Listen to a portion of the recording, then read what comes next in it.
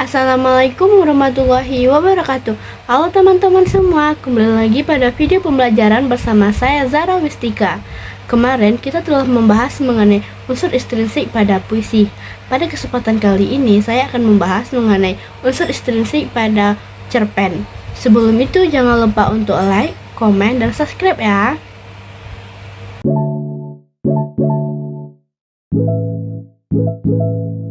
Teman-teman semuanya, kita akan membahas mengenai unsur intrinsik pada cerpen. Ada tema, amanat, dan gaya bahasa. Apa sih itu cerpen? Cerpen atau cerita pendek adalah salah satu jenis prosa yang isi ceritanya bukan kejadian nyata dan hanya dibuat-buat. Cerpen cenderung singkat, padat, dan langsung pada tujuannya dibandingkan karya-karya fiksi lain yang lebih panjang seperti novelet maupun novel. Kita akan membahas mengenai unsur intrinsik pada cerpen. Yang pertama ada tema.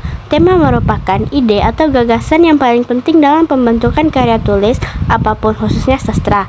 Tema merupakan ide yang mendasari suatu cerita, sehingga berperan juga sebagai pangkal tolak pengarang dalam memaparkan karya fiksi yang diciptakannya. Yang kedua ada amanat. Amanat adalah sebuah ajaran moral atau pesan yang mau disampaikan oleh pengarang kepada pembaca. Jalan keluar permasalahan atau akhir pemasaran yang ada dalam cerita dapat disebut sebagai amanat. Maksudnya adalah penulis menaruh suatu masalah atau pandangan mengenai kehidupan. Secara umum, pembuatan karya sastra akan memuat amanat atau pesan moral di dalamnya. Terdiri dari dua, yaitu amanat tersurat dan amanat tersirat. Amanat atau pesan moral yang tersurat biasanya akan disampaikan penulis pada tengah atau akhir cerita dengan menyampaikan syarat, nasihat, seruan, anjuran, dan larangan yang berkenaan dengan tema yang mendasari. Sementara amanat atau pesan moral yang tersirat dalam cerpen biasanya akan disampaikan penulis dalam memberikan jalan keluar dan disiratkan melalui tingkah laku tokoh dalam cerita. Berikutnya ada gaya bahasa. Gaya bahasa atau yang juga dikenal dengan majas adalah salah satu bentuk pengapresiasian yang digunakan pengarang untuk mengungkapkan pemikiran atau idenya dengan bahasa yang bergaya khas pada suatu karya tulis. Berbentuk retorik berupa pengaturan kata-kata atau kalimat sebagai bahan untuk mempengaruhi pembaca. Tujuan penggunaan gaya bahasa dalam cerpen adalah untuk meningkatkan nilai estetik di setiap kalimatnya agar pembaca dapat merasakan efek emosional dalam cerita yang disuguhkan atau yang dibaca. Ada beberapa jenis-jenis gaya bahasa. Gaya bahasa perbandingan. Yang pertama ada metafora. Metafora adalah majas yang mengandung perbandingan yang tersirat sebagai pengganti kata atau tingkat lain. Yang kedua ada personifikasi. Personifikasi adalah meletakkan sifat-sifat manusia atau insan kepada benda yang tidak bernyawa. Yang ketiga ada asosiasi. Gaya bahasa ini membandingkan dua hal yang berbeda tetapi dianggap sama. Gaya bahasa ini ditandai dengan memberikan kata sambung bak, bagaikan, atau seperti. Yang keempat ada metonimia.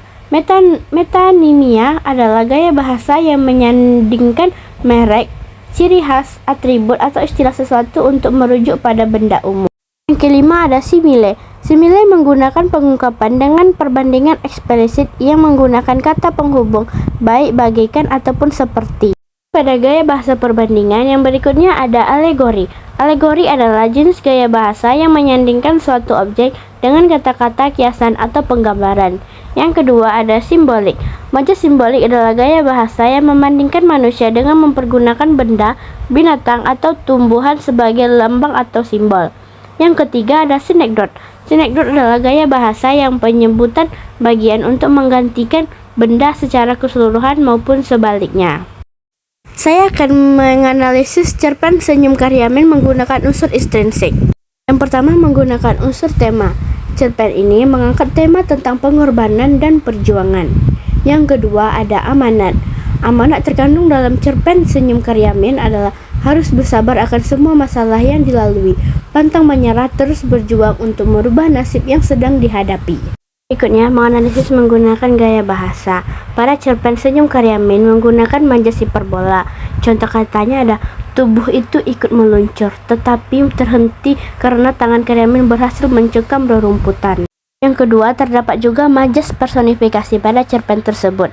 Contoh kata-katanya yaitu, ada daun jati melayang, kemudian jatuh di permukaan sungai dan bergerak menentang arus karena tertiup angin. Nah, teman-teman semua, itu tadi adalah video pembelajaran kita mengenai unsur ekstrinsik pada cerpen. Semoga apa yang saya sampaikan dapat teman-teman pahami dan mengerti. Jumpa lagi pada video pembelajaran selanjutnya. Sampai jumpa. Wassalamualaikum warahmatullahi wabarakatuh. Terima kasih semuanya.